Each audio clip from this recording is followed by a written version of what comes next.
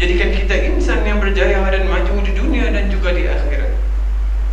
Hadirin sidang Jumaah yang dirahmati Allah sekalian, sebelum saya meneruskan khutbah saya pada hari ini, sekali lagi saya mengajak kepada semua yang ada di luar, anak-anak, abang-abang yang sedang bersembang di luar, di hadapan dan di belakang masjid, marilah sama-sama kita berdiam diri dan sama-sama kita naik ke atas masjid untuk sama-sama kita mendengar khutbah yang akan disampaikan. Moga-moga kita mendapat pahala dan rahmat di sisi Allah Subhanahu wa taala. Dan saya berpesan kepada ibu bapa, bapak-bapak dan juga yang ada di atas masjid ini, agar sama-sama kita tingkatkan, agar sama-sama kita berpesan kepada anak-anak kita yang datang ke masjid pada hari Jumaat, agar berdiam diri dan jangan bersembang-sembang, bermain-main di sekitar masjid. Dan sama-sama kita menyuruh mereka mendengar khutbah yang disampaikan oleh para khatib pada hari Jumaat. Hadirin sidang Jumaat yang dirahmati Allah sekalian, Allah Subhanahu wa taala telah berfirman dalam surah Yunus ayat 7 dan 8. A'udzubillahi minasyaitonir rajim. Innal ladzina la yarjuna liqa'ana wa radu bil hayatid dunya wa tma'annu biha wal ladzina hum an ayatina ghafilun ulaika ma'wahumun nar bima kanu yaksibun. Yang maksudnya, sesungguhnya orang-orang yang tidak menaruh ingatan akan menemui kami pada hari akhirat untuk menerima balasan, dan yang reda berpuas hati dengan kehidupan dunia semata-mata serta merasa tenang tenteram dengannya. Dan orang-orang yang tidak mengindahkan ayat-ayat keterangan dan tanda-tanda kekuasaan kami, mereka yang demikian keadaannya di dunia, tempat kediaman mereka di akhirat kelak ialah neraka jahanam, disebabkan keingkaran dan kedurhakaan mereka yang telah mereka lakukan di atas muka bumi.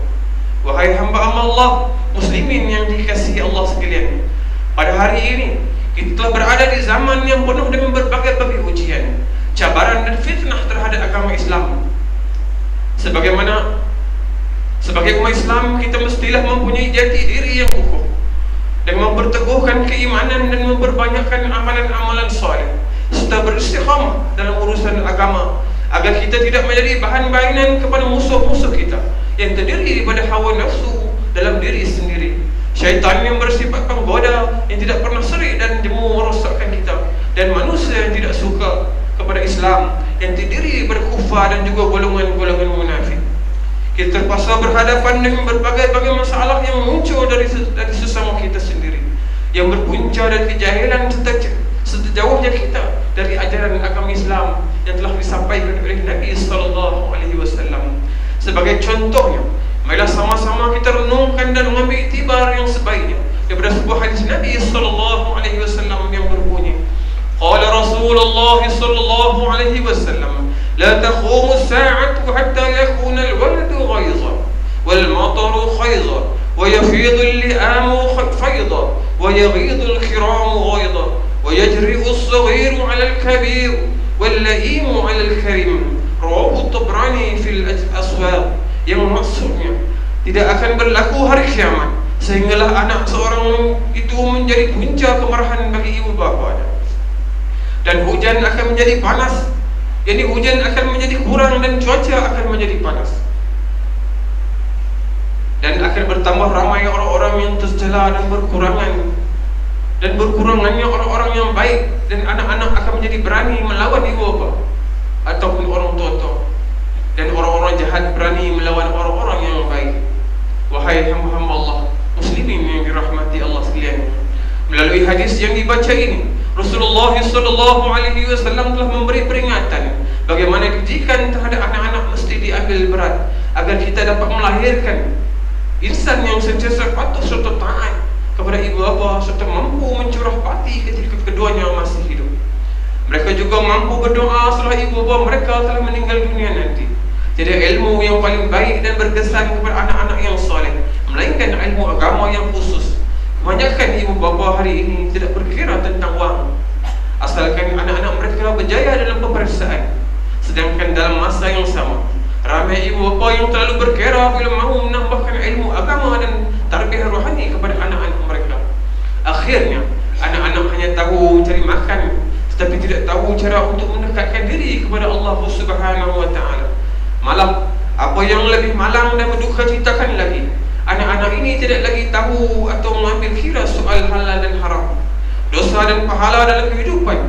Akhirnya timbullah masyarakat yang huru-hara, tidak lagi tunduk kepada Allah Subhanahu wa Ta'ala, tidak lagi melakukan perintah Allah Subhanahu wa Ta'ala, apalagi taat kepada ibu bapa serta menghormati masyarakat sekeliling. Wahai hamba-hamba Allah, sidang jemaat yang dirahmati Allah sekalian, kita dapat lihat sendiri akibat kepada kecuaian dalam mendidik anak-anak dari tunduk kepada arahan agama Allah.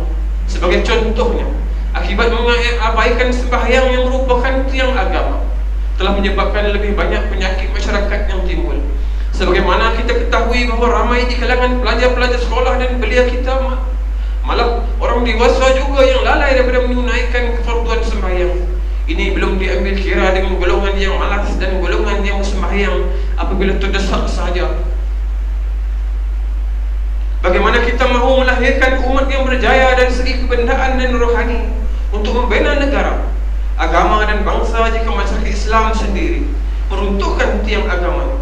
Allah Subhanahu wa Ta'ala telah berfirman, Allah Subhanahu wa Ta'ala telah memberi jaminan bahawa sembahyang mampu menyelesaikan masalah kerusakan akhlak, seperti mana yang telah difirmankan oleh Allah Subhanahu wa Ta'ala, A'udzubillahi minasyaitonir rajim, wa aqimis salat, innas salata tanha 'anil fahsya'i wal munkar. Yang maksudnya, sesungguhnya sembahyang itu dapat mencegah daripada perkara yang kecil dan juga mungkar.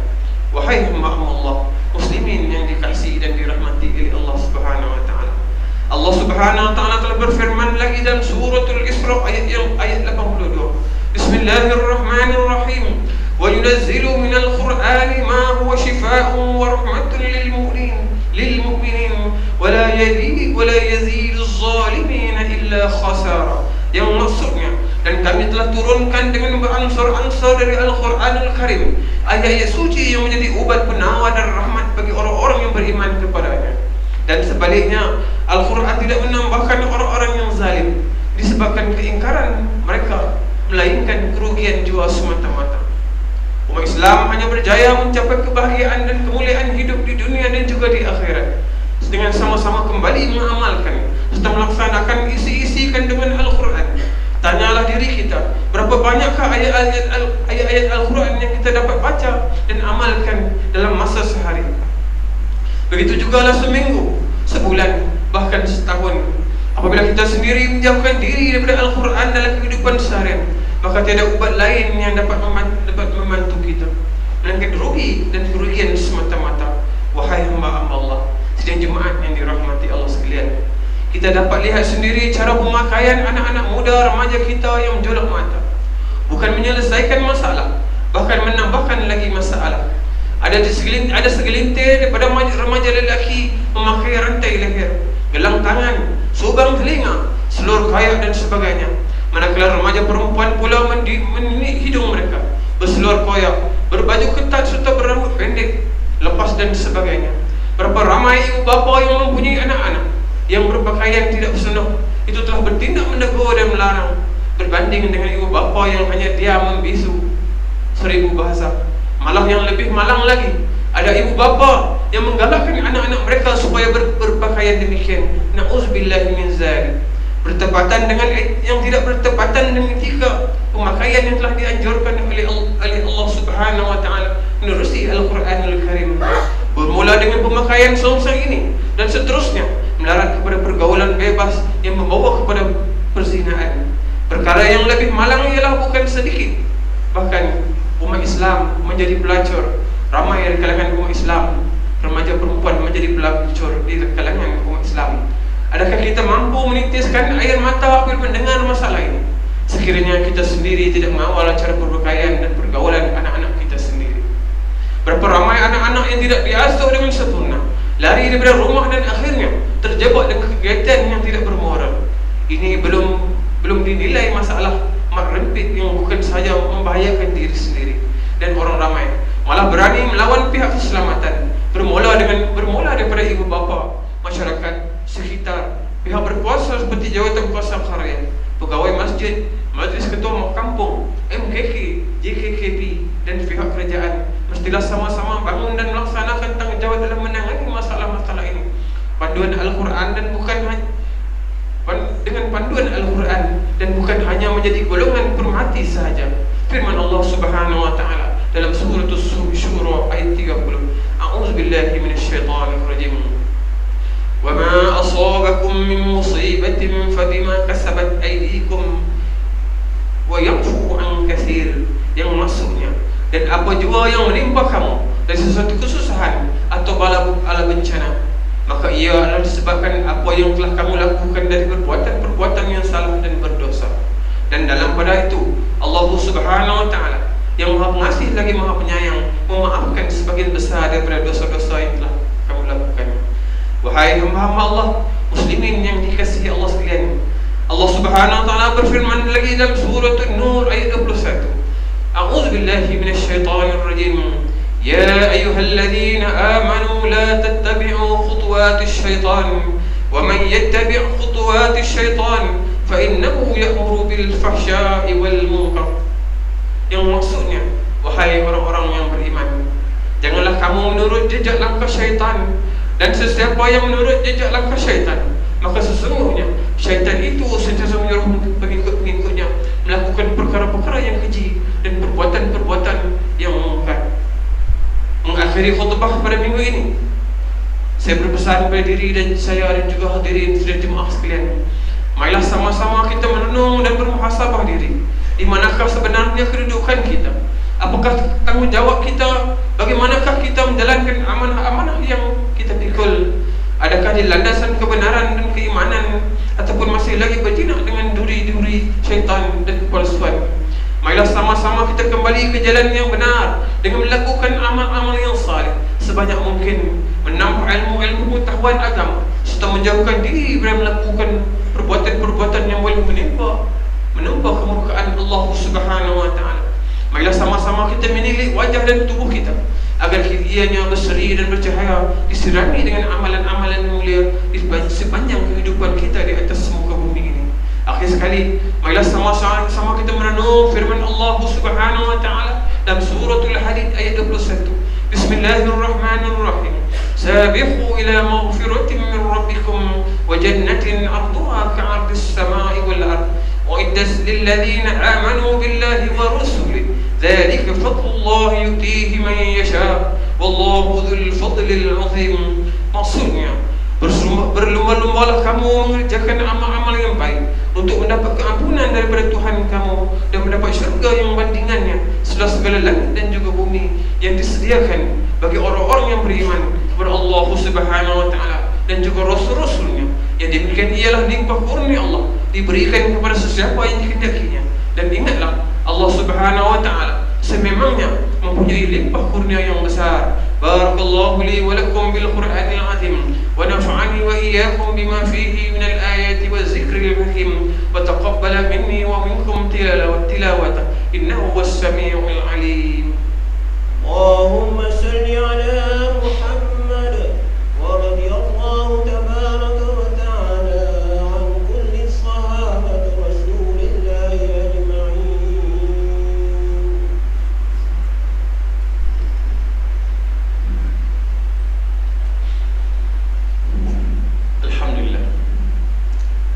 Alhamdulillahilladzi an'ama alaina bi ni'matil islam wal iman. Asyhadu an la ilaha illallah wahdahu la syarika lah wa asyhadu anna sayyidana Muhammadan abduhu wa rasuluh. Allahumma salli ala sayyidina Muhammadin wa ala alihi wa ashabihi ajma'in. Qala Allah ta'ala fi kitabihil karim. Bismillahirrahmanirrahim. Ya ayyuhalladzina amanu taqullaha wa la tanzuru nafsum ma qaddamat lighad wattaqullaha innallaha khabirum bima ta'malun. Sidang jemaat yang dirahmati Allah sekalian, sebelum saya menghabiskan khutbah saya pada hari Jumaat di atas mimbar yang mulia, sekali lagi saya mengajak hadirin sidang jemaah sekalian, mari sama-sama kita meningkatkan ketakwaan kita kepada Allah Subhanahu wa taala dengan nikmat sihat, kesenangan, kekayaan yang Allah Taala bagikan kepada kita ini. Sebelum Allah Subhanahu wa taala mencabut nyawa kita, Sebelum Allah Subhanahu Wa Taala menamatkan kontrak kita di atas muka bumi Allah Subhanahu Wa Taala, marilah sama-sama kita berlomba mencari ilmu. Karena ilmu lah akan menentukan kehidupan di dunia, kejayaan kita di dunia maupun di akhirat. Apatah lagi akhirat yang kita tahu kekal selama-lamanya. Kita memerlukan ilmu untuk kita mengibadahkan, menghambakan diri kita kepada Allah Subhanahu Wa Taala. Karena ilmu lah, karena amalan yang tanpa ilmu tidak diterima oleh Allah Subhanahu Wa Taala. Jadi kita bila kita nak melakukan ibadah, kita memerlukan ilmu. Jadi marilah sama-sama kita menuntut ilmu, walau di mana sahaja ilmu disampaikan. Tidak kira di masjid, di cerong-cerong TV, di cerong-cerong radio, di mana-mana sekalipun. Tapi jika ada majlis ilmu, marilah sama-sama kita meningkatkan ilmu. Marilah sama-sama kita mempelajari, memperbanyakkan ilmu-ilmu disampaikan oleh para ilmuwan di sekitar kita. Hadirin dan jemaah yang dirahmati Allah sekalian, di kebelakangan ini ramai masyarakat kita telah mengalami satu kebincangan yang dahsyat di segi anak muda-mudi, ibu bapa dan masyarakat sekeliling. Kita telah mengalami, kita telah jauh daripada agama yang sebenar-benarnya. Jadi dengan ilmu saja akan menentukan, akan dapat meningkatkan lagi, akan dapat menjauhkan diri kita, masyarakat kita daripada bala Allah Subhanahu Wa Taala. Dengan ilmu lah kita akan dapat meneruskan kehidupan kita di atas landasan jalan yang lurus menuju Allah Subhanahu Wa Taala. Hadirin jemaah yang dirahmati Allah, sabda Nabi SAW yang maksudnya barang siapa nak dunia, dia perlukan ilmu, dan barang siapa nak akhirat, dia juga memerlukan ilmu. Dan barang siapa nak kedua-duanya, dunia dan akhirat nak sekali, maka dia juga memerlukan ilmu. Jadi marilah sama-sama kita memperbanyakkan ilmu. Moga-moga kita terdiri di kalangan hamba-hamba Allah yang cerdik. Dan sabda Nabi SAW lagi, sesungguhnya orang yang berilmu, seseorang yang berilmu, dia lebih hebat daripada 1000 orang hamba Allah di atas muka bumi ini. Jadi marilah sama-sama kita memperbanyak, marilah sama-sama kita mencari ilmu di atas muka bumi Allah Subhanahu Wa Taala, sebelum kita ditamatkan oleh Allah Subhanahu Wa Taala di atas muka bumi Allah Subhanahu Wa Taala, insyaallah. Inna Allaha wa malaikatahu yusalluna 'alan nabi ya ayyuhalladzina amanu sallu 'alaihi wa sallimu taslima. Allahumma ighfir lil muslimina wal muslimat wal muslimina wal muslimat wal mu'minina wal mu'minat al ahya'i minhum wal amwat. Allahumma ya Allah, Tuhan yang Maha Pengasih lagi Maha Penyayang, ampunilah seluruh umat Islam, ampunilah seluruh umat yang beriman dan bertakwa kepadamu ya Allah. Ya Allah, ya Tuhan kami, tunjuklah kami jalan yang lurus ya Allah, jalan yang Engkau redha, dan Engkau beri kenikmatan, kesenangan dan kerahmatan di atas muka bumi dan di akhirat nanti. Ya Allah, ya Tuhan kami, ampunilah dosa-dosa kami ya Allah, kerana kami hamba-Mu yang lemah, yang sentiasa melakukan kesilapan dan dosa ya Allah. Kerana kami hamba-Mu yang lemah, sentiasa dinodai oleh musuh-Mu ya Allah, iaitu syaitan laknatullah. Ya Allah, ya Tuhan kami, berilah hidayah kepada kami, ampunlah dosa kami, ampunlah dosa kedua ibu dan bapa kami yang telah memelihara kami. Kasihanilah mereka seperti mana mereka mengasihi kami ya Allah. Ya Allah, ya Tuhan kami, berilah hidayah kepada kami ya Allah, berilah kekuatan kepada kami ya Allah, untuk kami berlomba-lomba mencari ilmu di atas muka bumi ini ya Allah.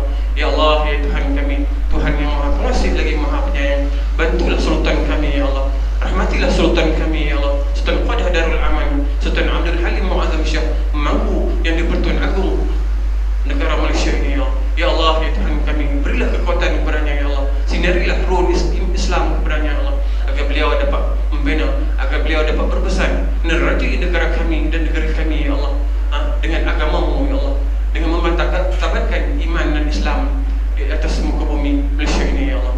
Allahumma rabbana atina fid dunya hasanah wa fil akhirati hasanah